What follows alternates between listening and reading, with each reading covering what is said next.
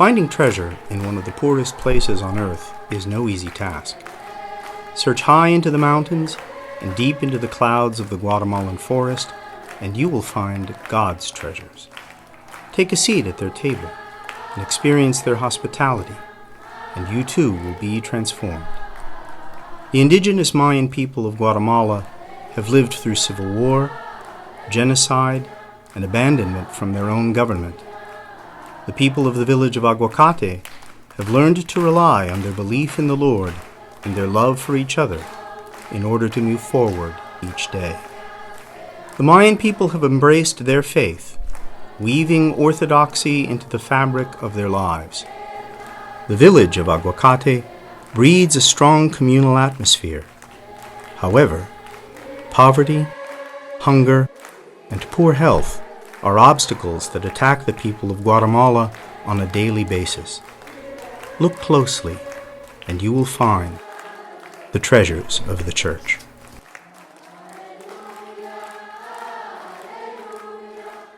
The problem was that people were dying of preventable diseases because of their lifestyle, the way they had lived for many generations. They were becoming ill, and there was no resource to cure them of these illnesses. Una de las causas principales en la comunidad. One of the principal causes of health in the community is the poverty of the people. They are poorly nourished and have very few resources. They become very vulnerable to illness. The daily life of the people is a struggle. They're all subsistence farmers, so they eat what they grow. They have to go out into their fields, cultivate their crops. It's a very, very difficult life. Even kids from 6th grade on are working in the fields. Most of the children only go through 6th grade because that's the only thing that's paid for by the government. Trabajando en el campo y las mujeres. The women are often in the household cooking, taking care of the children, and doing all the tasks of the house. Not just washing dishes and preparing the meals, but slaughtering chickens, going out and bringing the firewood, and the children helping with all of that work all day long. En la mayoría de las casas. In the majority of the houses here, there are in every family 7 to 10 people, so there are large families. The people live each day in a very simple way. They eat corn and beans and a few other vegetables that they have grown themselves. Pues la vida de acá, pues vivimos en un. We live in a place that does not produce much food, and even though most people work in their own fields, we don't have huge harvest, and it is difficult to live. So oftentimes a lot of our young people leave to find work in other places, like Mexico or the United States. Entonces toda la gente que vive allí. Almost all the people here are living a life of sickness. The challenge we have is that we have poor economic conditions here. We don't have possibilities to pay for good care and see a good doctor. Antes de la clínica, la salud. Before the clinic came to Aguacate, the health of the people was very bad. We didn't have anyone who could treat us in an area that was close to us. The people would have to travel to find treatment, but often they could not find anyone to attend them. The nearest clinic was 2 hours away by bus. There's a lot of chronic issues in the village, but they didn't have the money nor the means to get them treated in a proactive way. Caminar a pie para venir. People have to walk on foot in order to find a doctor. So many people don't have any place to go to find health care. So what happened to the village is when someone had a stroke, someone had a heart attack, a baby was being born breech, all these horrible conditions, they would have to pool their money, get on a bus, hope they could get to a hospital in Mexico on time to save their life. More often than not, the young women with difficult births would die on the way to the hospital. The strokes would paralyze them before they got there. Oftentimes they never even made it to the bus. Even when people are able to go to a hospital to get the money to pay for transportation, when they walk into the hospital here in Guatemala, if they don't have the cash in hand, they'll be turned away. The problems of healthcare in Guatemala are multiplied many times over in the tiny village of Aguacate. Cross one border and it seems like your whole world has changed, how much of a difference that a few hundred feet can make. The condition of the people with regard to their health before the establishment of the clinic was very grave. Life was a lot harsher. People died of tuberculosis, of asthma, of other diseases that are very preventable. Anteriormente no podían. Previously, they could not receive treatment. They would die from illnesses that are very easy to treat, such as diabetes. Before the clinic was here, there simply wasn't any type of treatment for people with diabetes.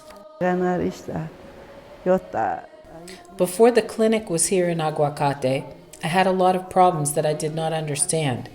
I was always thirsty all the time. I was always drinking, but it did not matter. I always felt dried out. I also used to have a lot of pain in my body, a lot of pain in my bones. It felt like a truck going over on me, was pressing on me. I am suffering from a disease called asthma. I did not know all of my health issues were coming from asthma until the doctors here told me. Los niños padecían mucho diarrea por mucho tiempo. The children would suffer from diarrhea for a long time. Many people who would suffer from basic things like fevers would not be able to get any help in the village. There are some issues that we don't understand, like sometimes the children get headaches and problems with their head. That seems to kill the children, and we don't understand what's happening. All the people who live here have a lot of illnesses, but the women here have many issues. There are approximately 30 births a month. There are 7 women who are the midwives who help to deliver these children. The midwives have their hands full. They're older women. They're kind of elderly themselves, and they don't have proper medical training. There are complications with pregnancies at times, and this creates a really serious problem. At times, the mothers die on the road while in difficult labor because the hospitals are far away. The lack of a viable healthcare alternative has failed the people of the Northern Highlands at their most vulnerable time. In turn, ailments whose cures are relatively simple would persist for many years, placing the population at great risk. Un caso de una señora de una aldea vecina. There was a woman from a neighboring village who had a terrible fungal growth on her foot and leg. Her leg was at risk of being cut. We said, "How long have you had that?" She said, 16 years. We were able to give them medication, and a year later, it's practically gone. Otra persona de ahí de la comunidad se le estaba pudriendo un dedo. Another person from the community had an infected finger. It was so bad it was gangrenous and coming to the point where it may have had to be cut off. She was given the proper treatments and was cured completely of that affliction. Because I didn't have any idea what was happening to me, I found different types of medicines that I would take. I didn't know what they were. I just hoped they would help my condition. So the problem that many people faced before the clinic was here is that they would go and buy medicines or even sometimes needles to inject themselves with different kinds of medicines or IV fluids, but without knowing what they were doing. The people do the best to treat themselves, and sometimes that means people don't get better and even die. The Mayan population has been left to survive on its own since the time of the Spanish invasion. During the 36-year-long Civil War, many Mayan families were being slaughtered indiscriminately. Many were forced to leave their farms and seek shelter in the mountains. The population in the Northern Highlands is difficult to reach because of its geographic isolation. The non-Mayan Spanish-speaking Guatemalan government has no incentive to care for these people, which compounds the historical mistrust the population has towards the federal government. During the Civil War, a lot of the Mayans were driven up into the mountains off their farms, and that's kind of where they are now. They're out of sight, out of mind as far as the government's concerned.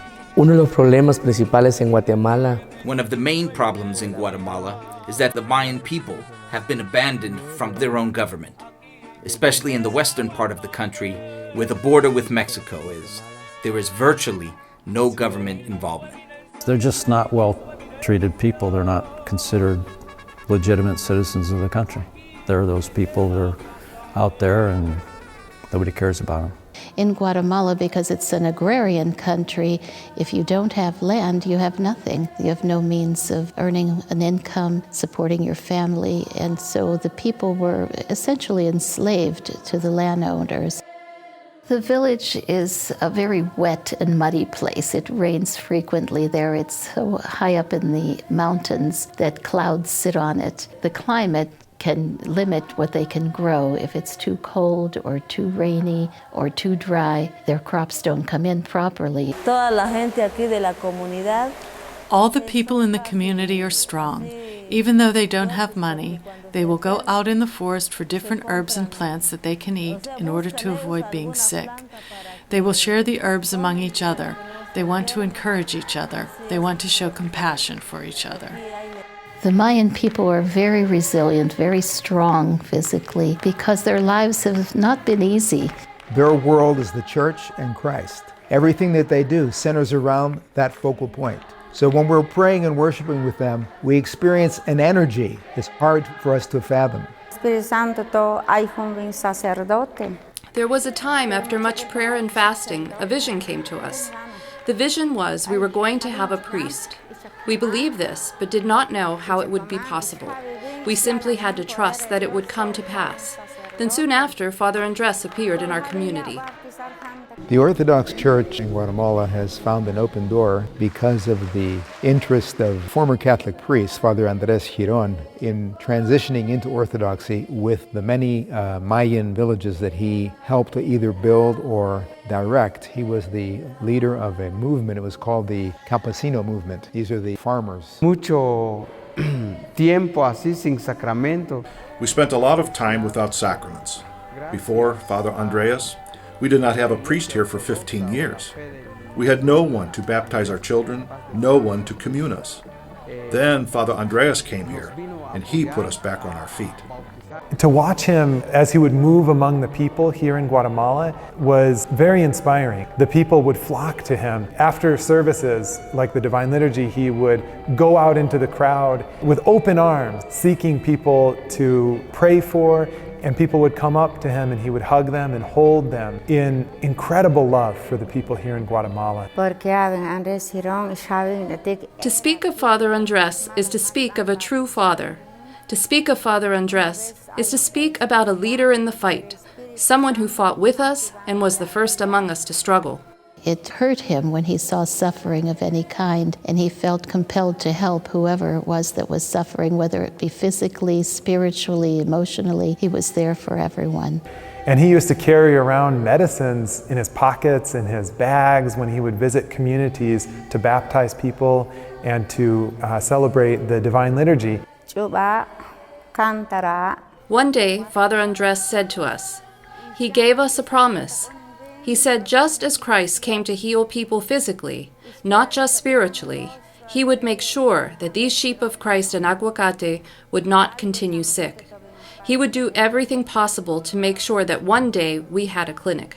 The Orthodox Church follows a holistic approach. When we're trying to reach out to people, we not only reach out to them in terms of their spiritual needs, we also work with them in terms of the necessities they have in their lives for quality health care, education, things that are not often available to people in countries like Guatemala. The clinic was a dream of Father Andres for many years because he loved his people so much. He wanted to help them in every way he could. Archbishop Athenagoras of Mexico, who is one of the bishops of the Ecumenical Patriarchate in Constantinople, had a foundation which he had established, One World, One Community, and they provided us with the startup money to build the clinic. Medical teams arrive in Guatemala a few times a year. News of the team's arrival spreads not only through Aguacate, but also through all the region.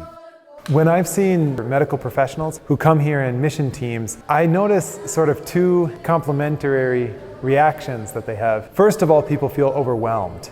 They feel overwhelmed by the need when the doors get sort of flung open with huge crowds of people that burst into the clinic seeking medical care, and they'll wait for hours and hours to get their turn. I was really amazed at the long line of people that I saw, the villagers that came from far to the clinic. I was somewhat anxious because I didn't speak the language, and I was very concerned about how to communicate with the villagers in terms of being able to treat their illnesses. I'm just swamped. I'm overwhelmed with dental emergencies, basically. People that come to me with infection, and they walk many miles, many hours, and they wait here all day and sometimes have to sleep here overnight. As the days go by on their teams, they start to have another reaction, which is a sense of confidence and inspiration in the small ways that they're able to help people. Eventually, I felt a lot more comfortable because I realized we were on a mission. There were a lot of patients, we needed to help them, and that's what it was all about.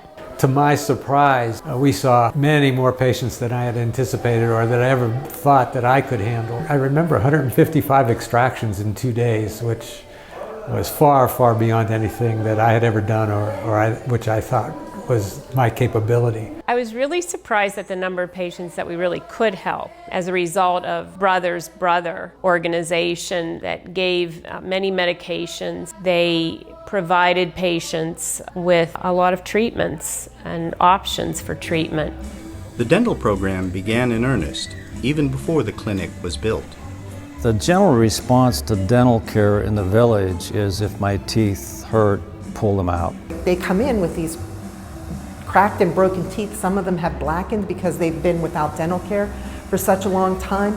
At 15, 16, 17 years old, these handsome young men and these pretty young ladies are missing their front teeth because those are usually the first ones that go. They've endured this and they're so stoic about it, and they are so trusting of the dentists and the care that they're giving them. So we went from working on a table, doing just extractions, to getting 2 complete operatories and being able to do restorative work, saving teeth on a lot of these younger people, to the 3rd stage, which is the prevention stage. And that's the key, and that's my ultimate goal. Every class in the school gets fluoride treatment, and they have been now for 2.5 years, and we're beginning to see the results of that. We're beginning to see the dental health of the children improving. And that would just be a groundbreaking innovation for the people here to prevent the disease in the first place. And that not only goes for dental disease, but that's very much parallels diabetes, hypertension, and the other metabolic diseases that we see arising in epidemic form. Many of the health issues that prey on the villagers are a direct result of the infrastructure, diet, and environment of the area. I seem to see a lot of common illnesses such as diabetes, hypertension. There was quite a bit of asthma. I suspect that was due to the wood-burning stoves that were in their homes. This creates a lot of smoke in a small space in their little homes. These children simply spend their whole lives there at their mom's side with all the smoke. So kids here in Guatemala very often grow up with asthma from something as basic as the smoke coming out of their kitchen stove. Many patients came presenting with headaches. A very similar complaint would be musculoskeletal aches and pains. They varied from infectious problems such as parasites and protozoans and inflammatory conditions of the bowel. One of the first things we saw a lot of was abdominal cramps and diarrhea. Es muy común acá y sobre todo en los niños la diarrea. Above all, the situation with the children can be attributed to the water. There is still a big problem with diarrhea and parasites. We had the water tested. The water does have E. coli in it. Tal líquido que tomamos. The water that we drink is contaminated. That is a project we need to concern ourselves with to help the people. I think that clean and purified water would be the key to alleviating so many of the illnesses that we saw at the clinic and we're treating these patients for. Of course, that creates a lot of need for resources and expertise to be able to purify their water system. Contributions of money and medical equipment from around the world have helped bring modern medical solutions to the village. Each time a team comes, they are able to bring new resources to the clinic. Our team in particular brought a hemoglobin A1C machine, the urinalysis machine. So there were a bunch of patients that had diabetes, and to diagnose it, we would do a blood glucose test and to see what their sugar was of that day. And if it was very high, that means that they're most likely to have diabetes, but that also could mean that they just had a lot of sugar in their coffee, for example, in the morning. We would do a hemoglobin A1C analysis to test their glucose throughout a 3-month period, which wouldn't affect their diet and their exercise at all. If that came back as positive, then we would know that the patient had diabetes, and we would put them on diabetic medication and explain to them what their diagnosis was and what they can do to help prevent some symptoms of it. I discovered that my blood sugar all of the time was 570. I was diabetic, and I didn't know that until the clinic came here. If the clinic had not been built here in Aguacate, I would have already died. Medical teams come home with a sense of satisfaction from improving the overall health of the community. Well, I got to clean a foot. It was caused by just always having moisture in the air and a fungus that grew on her foot for about 12 years. I had to clean her wound and then applied an antifungal lotion, and then we just taught her husband what he was going to have to do at their house to just completely heal her issue. Now I can walk a lot better. I also can stand up and cook. I also am able to leave the house more. That lets me do the things I enjoy doing and the things I need to do. Most importantly, I am able to go to church more, which is the most essential. Ese remedio se me quitó esa enfermedad. Ahorita siento. This medicine took away my asthma. I feel so much better now. I don't have problems when I walk and when I'm working. I can do these things without any issues. I have seen how profound an effect this clinic has had on people's lives. A 2-year-old came in with a febrile seizure, and it got so high that he actually started seizing up. And if the team wouldn't have been here at this time, he probably would have died. They were able to bring his fever down. And seeing a child seizing is really difficult, but at the same time, watching everyone remain calm and able to treat the child was really heartwarming. The dental team has had some remarkable successes. This young lady came into the clinic. She says, I want all these teeth pulled. And they were pretty badly decayed and pretty ugly, and obviously they pained her. So the dentist sat her down on the chair and numbed her up and commenced to fix every one of her front teeth. There's a 17-year-old girl who had these ugly decayed teeth in front, and she walked out of the clinic with a beautiful smile and happy as a lark. They didn't even know you could do something like that. All they knew was her teeth hurt, she wanted them pulled. This little guy came in with these terribly infected teeth and massive infection, and I had to inject the anesthetic in an area that was already swollen and infected. He was just such a brave little guy, and he smiled and tolerated the whole procedure. I did a bunch of extraction, packed him up with gauze, and when he was ready to go, he gave me a big hug. It brought tears. It brings tears now just thinking about it. We take hundreds and hundreds of toothbrushes down, and when we first started that program, it was kind of interesting because we'd look around the village and we would see the children teaching their parents how to brush their teeth, because some of the parents had never used a toothbrush. So those fundamental things that we take for granted, they didn't either have the funds to buy these things. You know, do you buy a toothbrush for your family, or do you buy food for your family?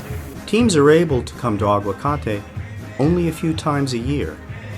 For this reason, the goal has always been to train indigenous medical providers who would be able to care for the population on a full-time basis.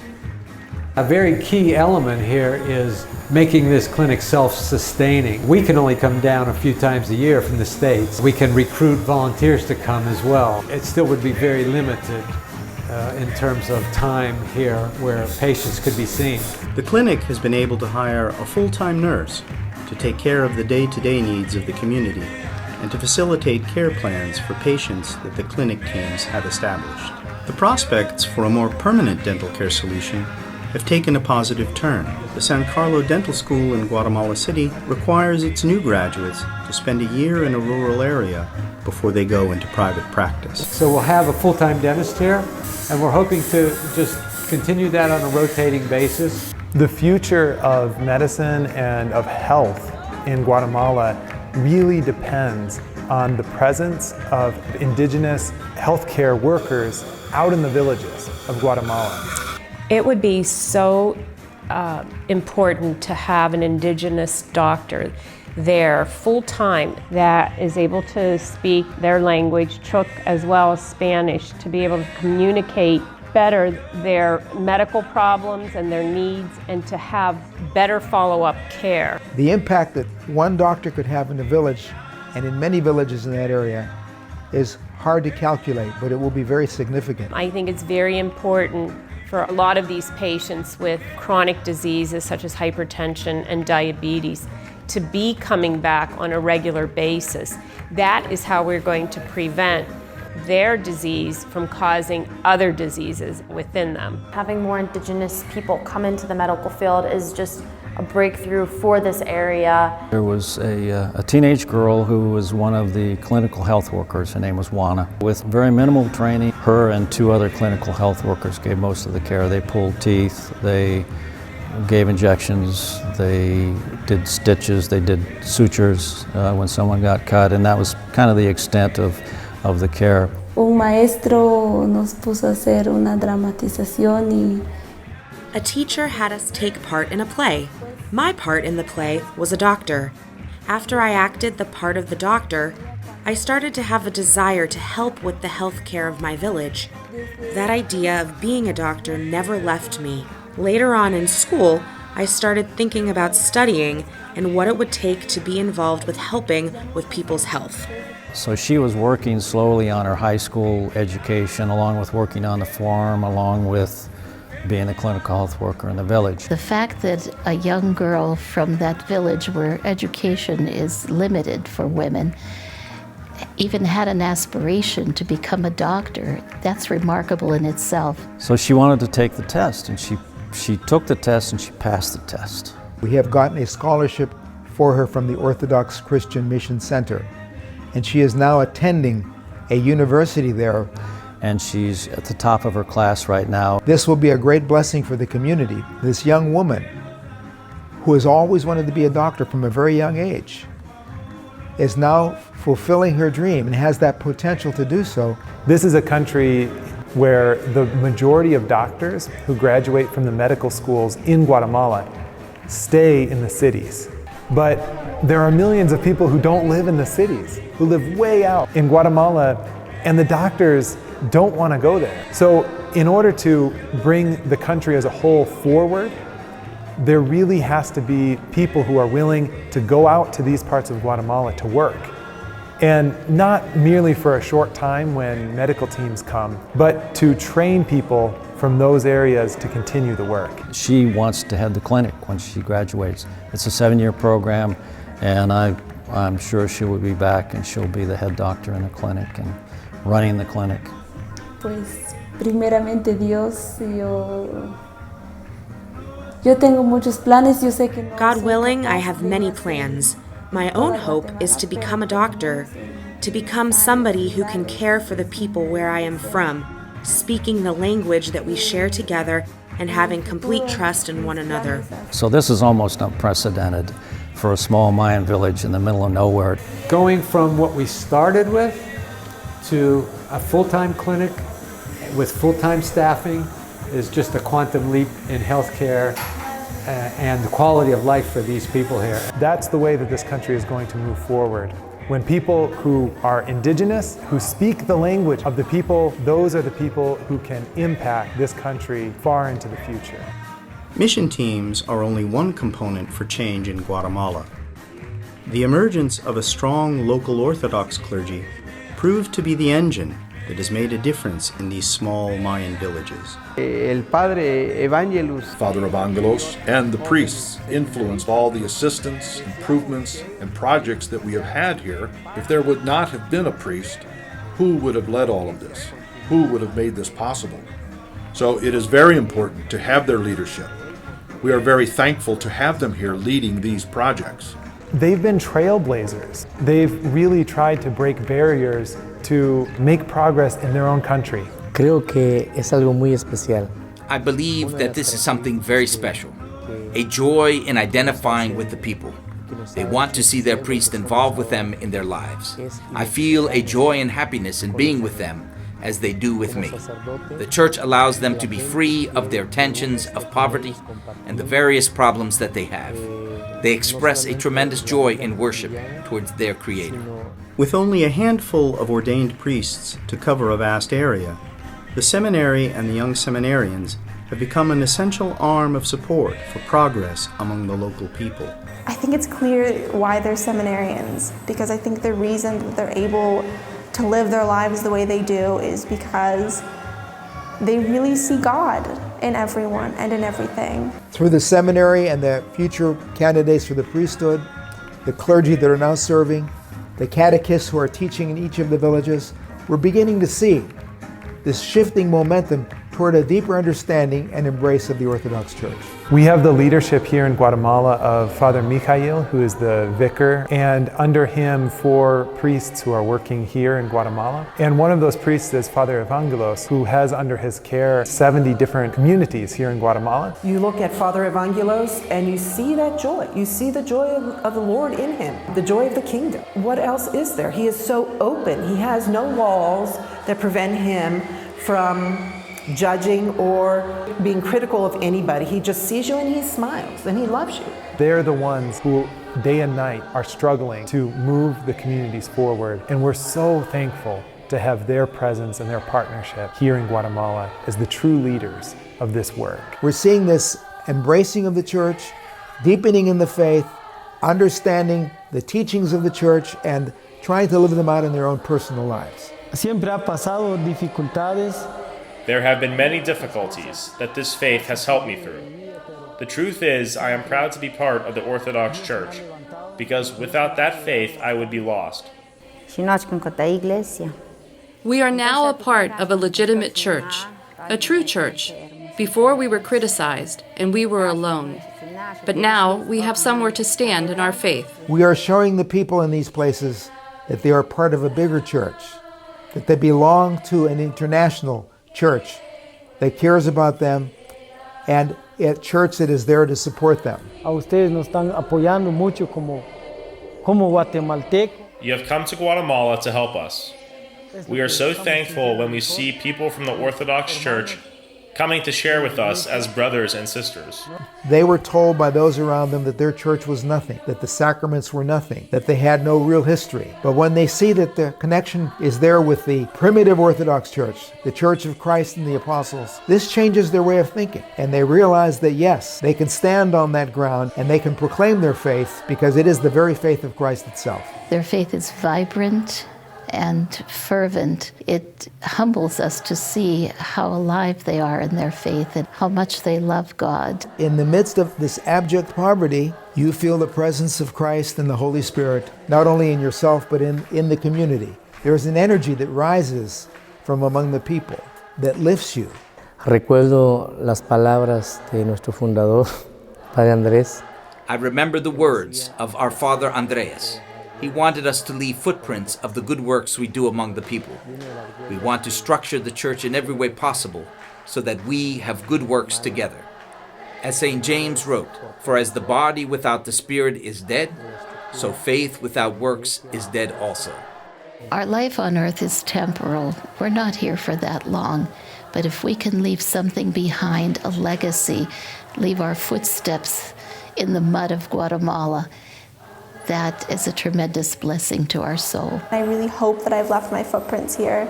The opportunity that I've had to come here to this clinic has allowed me to make an impact on these people's lives. This isn't a place that I realize that you can just go just once. I want to go back. I want to do everything that I can for these people. It's making me very motivated to really work hard and to really fulfill the opportunities I've been given in my life so that hopefully I can come back down here help these people. It really draws you back. Almost every medical team that's been there, I get emails from them all the time wanting to know how so-and-so is, how so-and-so is, want to know how the clinic's going and so on, because once you've been there, you kind of connect to these people. They're so warm and gracious. The experience that I had in Aguacate was one of the most amazing experiences I've had in my life. When you go to a foreign country, when you see people that are different than yourself, and you feel distant or different, and then you make the human connection and you find the common humanity and maybe this brotherhood of man. It's an extremely powerful experience and a very, very life-changing experience. It fills your heart. It makes what you do worthwhile. I would also encourage others that have any type of medical background, but it doesn't even have to be medical, to experience this, to do it with your family. You will never forget that experience. We want to leave a legacy of the church and of the life of Christ in the most remote parts of the country. Parts of the country that have been abandoned, neglected, or written off by the world. But if we can establish the church there to show that Christ cares even for the least of the brethren in these very remote areas, it's a way of affirming that the church is alive and well and doing the work that it's supposed to be doing. We have a responsibility to gain a better understanding of what's going on in the world, of what the conditions are around the world, and what we can do individually and collectively to alleviate some of this suffering. They don't have much, but what they have, they give to one another, and that is their love for one another. They also try to help each other in any way possible. I just think it's amazing the way they're able to endure the conditions that they do. And I think that goes back to their sense of community, that it's so strong. They really value every single person in the village. I just pray that they continue to keep their hearts in that right place and they continue to appreciate what they do have, but hopefully that they can get more, that we can bring them more. I wanted to create a project that would empower the women, that would give them opportunities to earn an income and to be able to manage their lives a little bit better without being dependent. I established a sewing business for them where we sew ecclesiastical garments, priests' vestments, altar boy robes, and other ecclesiastical things. And this way it gives them an avenue where they can earn money, and then we can offer a quality product to our customers at a reasonable price. I wanted to do something more than going down in a medical mission team. I wanted to leave my lasting imprint in Guatemala. I started a drive to collect soccer balls through my church and also through Chatham University, which is the school where I play soccer at. When I just took a step back and just watched all of them playing with the new soccer balls and how excited they were and how all the girls were just so excited, that is gonna stay with me throughout my entire life, and I'm definitely never gonna forget it. And I really hope that that memory for those kids will always remain in their hearts as well.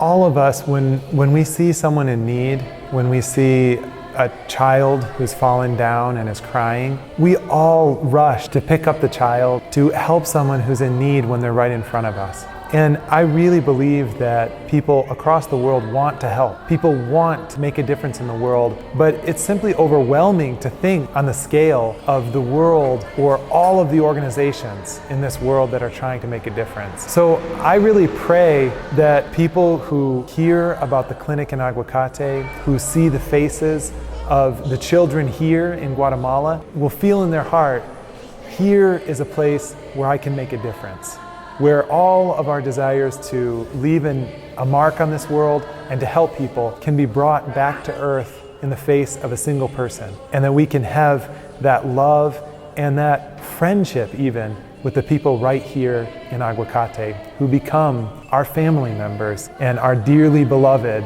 brothers and sisters. You can be a friend by going there and being their friend and helping in some way, or you can be a friend by contributing to the clinic, because there's many, many things that we need in the clinic. We're just scratching the surface now. We're just beginning to find the kinds of medical equipment we need to support these people. So being a friend and contributing to the clinic, to the Holy Cross Mission Fund, would be a fantastic way to help the clinic, to be a friend to somebody in Guatemala who you don't even know, but we can give you feedback, we can tell you stories about the people, you will know where your money went, and it's a phenomenal cause to help people who have nobody else to be their friend right now.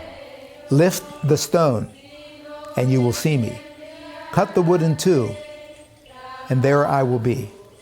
This idea of the presence of Christ found in the little things of life, in the little activities and things that we do on a daily basis. The presence of Christ in the ordinary parts of life is really something that's very much part of the mission. Because when we go into these little places, it might be just the smile of a child. It might be helping a woman who's expecting to give birth to a child. It might be healing a woman that has a horrible rash on her skin that she hasn't been able to be rid of for many years. It might be just walking through a village and seeing the people and how they live and the struggles that they endure. All of those little things are little biddings from Christ. Christ is in all of that.